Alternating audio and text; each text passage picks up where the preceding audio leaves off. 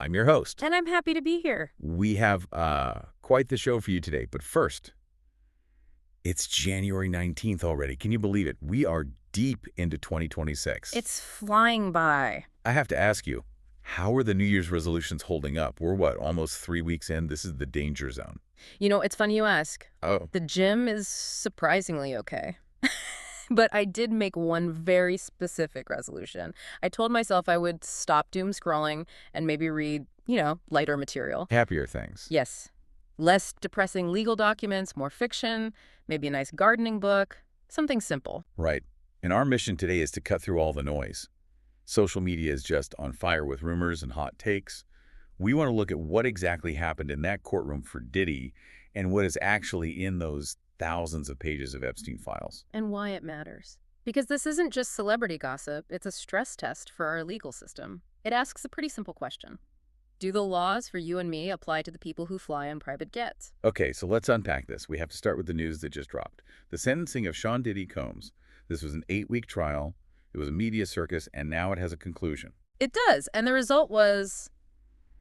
Well, it was complicated. I think a lot of people are struggling to understand the verdict because it wasn't a clean win for either side. Let's start with the numbers then. Judge Arun Subramanian sentenced Combs to 50 months in prison. 50 months, so 4 years and 2 months. Right. And my first reaction to that was pause. Because the prosecutors, they wanted something much, much heavier. Oh, yeah. They were asking for a decade, maybe more. And the defense, of course, they wanted time served. Just let him go home. So 50 months feels like a very specific middle ground. It's a compromise. To understand the sentence, we have to understand the crime. What exactly was he convicted of? Because he walked on the biggest charges, didn't he? He did, and this is where the nuance is just crucial, and it's where a lot of the headlines got it wrong or, oversimplified it. So, Combs was charged with some incredibly heavy things. We're talking racketeering, conspiracy, and sex trafficking by force, fraud, or coercion. those are the big ones, the kingpin charges. Those are the charges that can put you away for life. It implies you're running a criminal enterprise designed to enslave people. And the jury said no. The jury acquitted him on those charges. They found him not guilty on racketeering and sex trafficking. Wow. However, they convicted him on 2 counts of transportation to engage in prostitution. Okay, wait. Transportation to engage in prostitution? That sounds I don't know. technical. Is that the Mann Act? That is exactly the Mann Act, and for anyone who isn't a legal historian, the Mann Act is a federal law from way, way back, 1910. Oh. It was originally called the White Slave Traffic Act. It makes it a crime to transport anyone across state lines for, and this is the language, prostitution or debauchery or for any other immoral purpose. So it's an old law. It's an old, kind of controversial law. Okay. Historically, it was sometimes used for, political or racial purposes, but in this case, it was the one charge that the prosecution could make stick. So why the split verdict? That's what I can't get my head around. If the jury believed he was flying people across state lines for these parties, these freak-offs, why didn't they buy the sex trafficking charge? To me, that sounds like trafficking. It's the million-dollar question, and it all comes down to the very strict legal definition of force, fraud, or coercion. Okay. In a federal sex trafficking charge, the prosecution has to prove beyond a reasonable doubt that the victims were forced to participate against their will, or that they were tricked or coerced into it. And the defense just hammered on the idea that they wanted to be there. Relentlessly. That was their entire strategy. The defense team basically argued that these encounters were consensual. They said, look, was it toxic? Yes. Was it drug-fueled? Absolutely. Morally questionable? Sure. But not illegal trafficking. And not trafficking. They argued the women and men involved were adults who made a choice to be there, that they entered into these arrangements for money or access or the lifestyle. I see. So the jury might have looked at all the evidence, the text messages, the relationships that lasted for years and just thought, this is awful. This is a terrible situation, but we can't prove he forced them in the strict legal sense. Exactly. It's an incredibly high bar for prosecutors to clear. Proving that kind of psychological coercion, especially when there's money and a complex relationship involved, is legally very, very difficult. But a transportation charge. The transportation charge, the Mann Act, it's much more black and white. It doesn't necessarily require force. It just requires logistics. Logistics. Yes. It's a cold way to put it. Well, think about it from the jury's perspective. Did you pay for a plane ticket? Yeah. Yes. Is there a receipt? Yes. Did you book a hotel room across a state line? Yes. Did you intend for a commercial sex act to happen when you got there? Yes. Paper trail. It's a paper trail.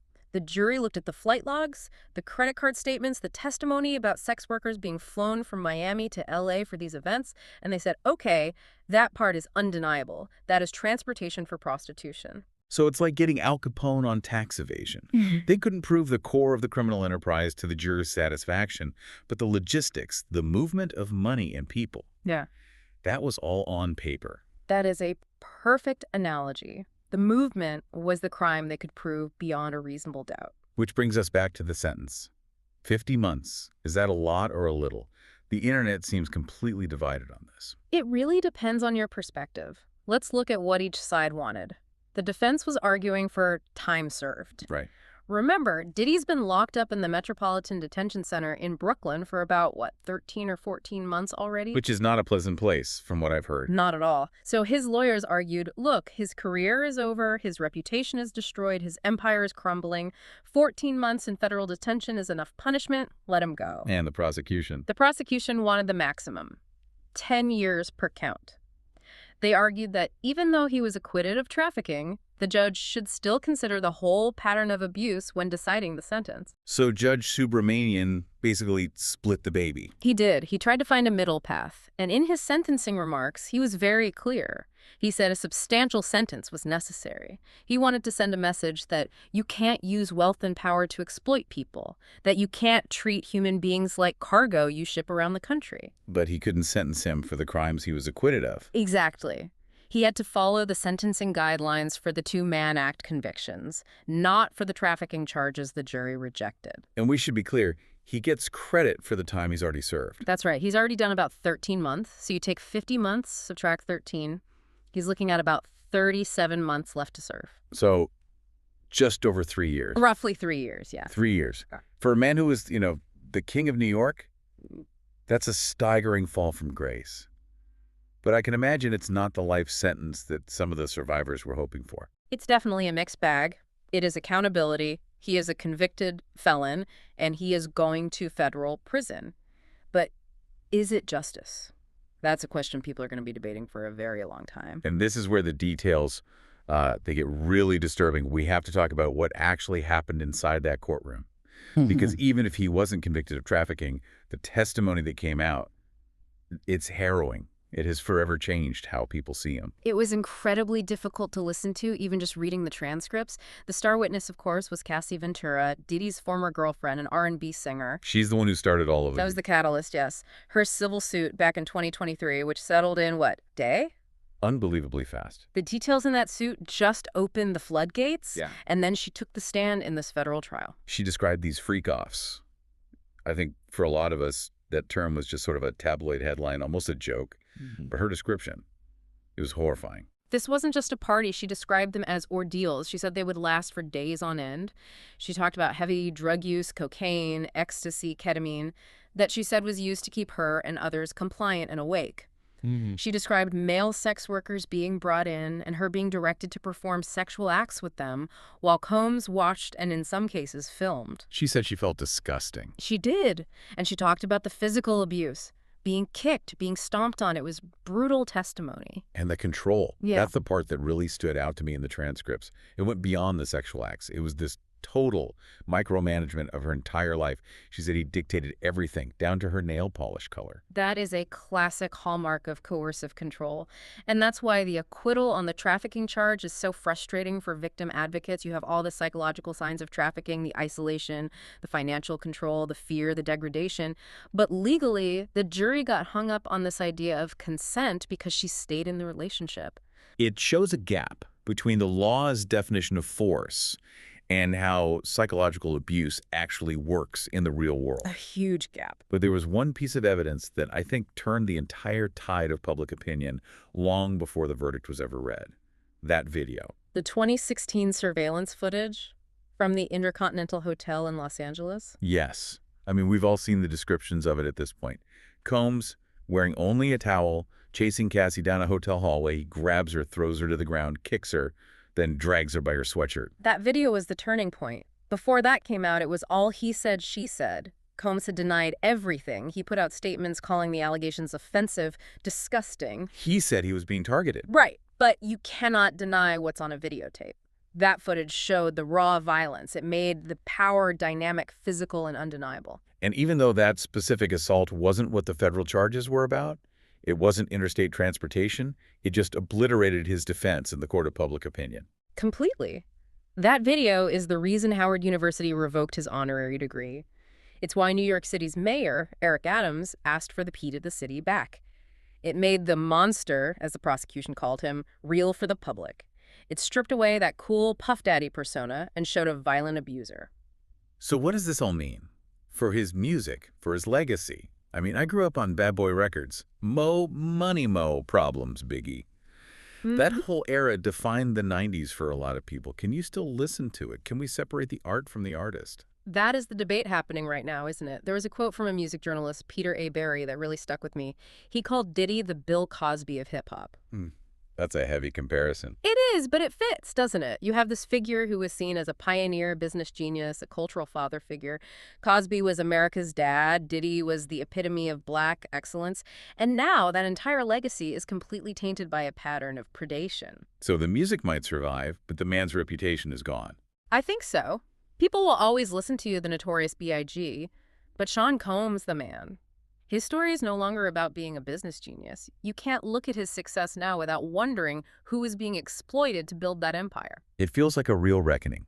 We saw it with R. Kelly, we saw the allegations against Russell Simmons, and now Diddy. It feels like the music industry's Me Too moment is finally, painfully, arriving in full. It's a very slow-moving reckoning, but yes, the circle of silence that protected these powerful men for decades is finally starting to break. People are realizing that genius is not an excuse for abuse. Speaking of circles of silence, let's pivot. Because while Diddy was facing his reckoning in a New York courtroom down in Washington, D.C., the government was fighting over the secrets of another predator, Jeffrey Epstein. Yes, and it's fascinating to look at these two stories side by side. Two incredibly wealthy men who use their power and connections to insulate themselves from justice. So let's talk about this, the Epstein Files Transparency Act. This sounds like something that should have happened years ago. Why are we just getting it now? It really should have happened right after he died in 2019. But, things move at a glacial pace in Washington. But this law actually passed very recently. In November of 2025, the House passed it 427-1. Oh, wow. And the Senate passed it unanimously. Now think about that. In today's political climate, getting a unanimous vote on anything is basically a miracle. It really is. I can't get my family to unanimously agree on what to order for dinner. Exactly. But the public pressure was just too high. No politician wanted to be the one on record voting against transparency when it comes to a notorious sex trafficking ring. So President Trump signed it into law on November 19th, 2025. And the law was clear, right? The mandate was simple. Crystal clear. The Department of Justice, the DOJ, was given 30 days. Until December 19th, 2025, and they were ordered to release all unclassified records related to Jeffrey Epstein and Ghislaine Maxwell. Everything. No cherry picking. No cherry picking. Okay, so did they meet the deadline? The short answer, no. Why am I not surprised? They missed the December 19 deadline by a wide margin, and when they finally started releasing documents, they put out about 12,000 pages. Now that sounds like a lot. 12,000 pages is a small library. It is, until you read the fine print in a court filing where the DOJ admitted that there are potentially 2 million documents that are still under review. Wait, 2 million, and they released 12,000. What's the math on that? It's less than 1%. It's about 0.6%. And the documents that they did release, they are heavily redacted, just black bars everywhere. You'll see entire pages that are just black ink. And this has infuriated Congress. I can imagine. You have Democrats on the House Oversight Committee, Republicans, all saying the DOJ is dragging its feet. They're arguing that the law they passed specifically prohibited redactions based on embarrassment or reputational harm. So they weren't supposed to be hiding names just because it might look bad for some politician or CEO. That was the entire point of the law. To expose the network. The only allowable redactions were supposed to be for victim privacy, to protect the identities of the girls, and for ongoing active investigations. But critics are saying the DOJ is using those exemptions as a giant loophole to cover for powerful people. Okay, let's get into the files that were released. Because even with all the redactions, there were some bombshells. And we have to address the elephant in the room. President Trump signed this law, but his name is all over these files. It is. And what's fascinating here is how the new data sort of contradicts some of the previous narratives. There's been a lot of spin over the years about how close Trump and Epstein really were. So lay it out for us. What do the new files actually say about Donald Trump? Well, one of the most significant finds was an internal email chain from January 2020 that was buried in these documents. It discusses Epstein's flight logs. And it states that Trump traveled on Epstein's private jet, the Lolita Express, 8 times between 1993 and 1996. 8 times. I feel like the story we'd always heard was maybe once or twice he hitched a ride from Florida or something. 8 times implies a real pattern. It implies a social regularity, yes. And there was one specific flight that really caught researchers' eyes. The log listed only 3 passengers: Jeffrey Epstein, Donald Trump, and a 20-year-old woman. Just the 3 of them. Just the 3 of them. Now, we have to be very, very careful and precise here. Right. Being on a private plane is not a crime. Being on a plane with a 20-year-old is not a crime. We're just looking at the data points as they exist. Exactly. But given what we now know about Epstein's entire operation, how he used travel and planes to facilitate abuse, the proximity itself is what's startling. It raises so many questions about what was seen, what was known. And there was also mention of an FBI tip. Yes, this was from an FBI intake form dated October 2020. A woman called the FBI to report an incident she said happened back in 1997. She claimed that she and her sisters were with their mother at a hotel in either Niagara Falls or New York City, and they met Donald Trump and Jeffrey Epstein there. Okay, but again, this is a raw FBI tip. It's an allegation. It's not proof. Absolutely. It's an unverified tip. Anyone can call the FBI and claim anything. Trump has consistently denied any wrongdoing. He's called the files phony stuff, even as he was signing the bill to release them.